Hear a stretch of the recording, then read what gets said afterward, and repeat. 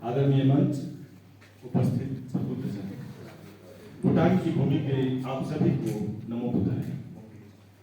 मैं डॉक्टर अभय कुमार मुंगेर विश्वविद्यालय मुंगेर से बिहार का रहने वाला हूँ, बुद्ध की भूमि से, जहाँ से बुद्ध पैदा होते हैं और दुनिया को वो ज्ञान की ज्योति देते हैं। और वह ज्ञान की ज्योति केवल ऐसे संभव नहीं है बगैर भाषा। और मेरा जो पेपर है वह पेपर कुछ अलग हट करके है। जेएनयू का विद्यार्थी रहा हूँ और वहां पे जो चीजें हमने पाई कि जो भाषा के स्तर पर जो दुनिया में चीजें फैली, चाहे वो पाली हो या संस्कृत हो। मेरे भाषा का विषय, मेरे इस सेमिनार का जो विषय है, भाषा मातृभाषा होती है या पितृभाषा, ये बिल्कुल नया विषय है। अभी तक जो बातें हो रही थी नारीवादी आंदोलन को लेकर और जो भविष्य में जो बातें हो, मैं उस पर एक इशारा करना चाहता हूँ। समय कम है, लेकिन मैं इसी कम समय में अपनी बात को रखने का भरसक प्रयास करूंगा।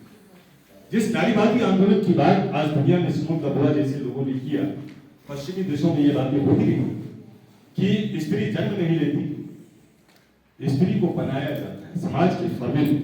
और उसी फर्मे में जब हम बात करते हैं कि क्या स्त्री की भाषा होती है, जब भाषा की बात होती है तो भाषा के साथ सत्ता जुड़ी है और सत्ता से भाषा प्रभावित होते होंगे।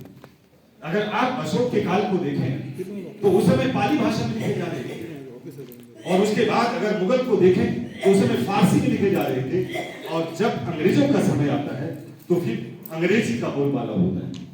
इसका मतलब भाषा जो है वह किसी न किसी सत्ता से प्रभावित होती है। अब ये सवाल उठता है कि क्या स्त्री की सत्ता रही है? तो इस पर एक बहुत बड़ा क्वेश्चन है कि जब स्त्री की सत्ता नहीं रही तो फिर स्त्री की भाषा कैसे हो सकती है? और जिस मातृभाषा की बात आप कर रहे हैं वह स्त्रियों को ठगने जैसा है। आप कहते हैं कि ये मातृभाषा है, नो, सत्ता पिता की और भाषा माता की कैसे हो सकती है? मैं उदाहरण देता हूं कि जो लिंग निर्णय हुए, स्त्रीलिंग और पुल्लिंग, आप उसको देखिए कि किस तरह से इसको बांटा गया।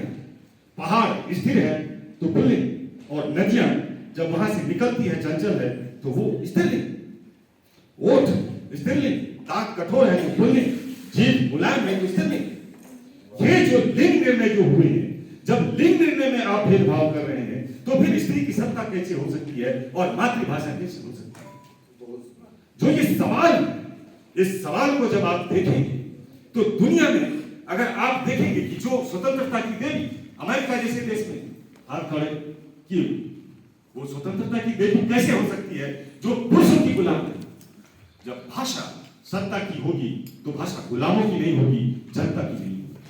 सवाल ये उठता है कि जो जिस भाषा का प्रयोग हम कर रहे हैं और जिस भाषा में हम अपनी अभिव्यक्ति दे रहे हैं, क्या वो सही है?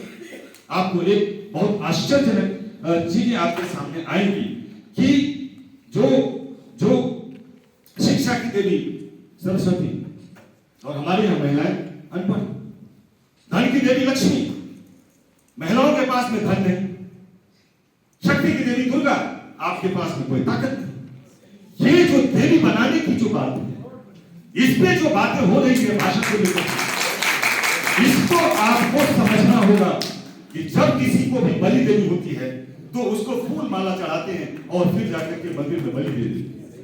महिलाओं के साथ में भी वही हुआ, सती प्रथा से लेकर बाल विवाह, और फिर जो आधुनिक काल तक की जो साहित्य रचनाएं हुई हैं उसमें महिलाओं के योगदान को, अगर मधु काकड़िया का नाम आया, सेठ पर संस्कृति को पढ़िए और स्त्री विमर्श को लेकर के जिस तरह से उसने खाचा खींचा है, वहां पर आप देखेंगे कि किस स्थिति में स्त्रियों को रखा है। आप लोग बहुत भाग्यशाली हैं कि आप भूटान जैसे देश में आई हैं। हमारी बहन फ्रांस गई थी, मैं भी फ्रांस गया था, और उसमें हमारी एक स्टूडेंट में इसी लिखने में डॉक्टर रमेश कुमार ने पेपर पर लिख दिया था।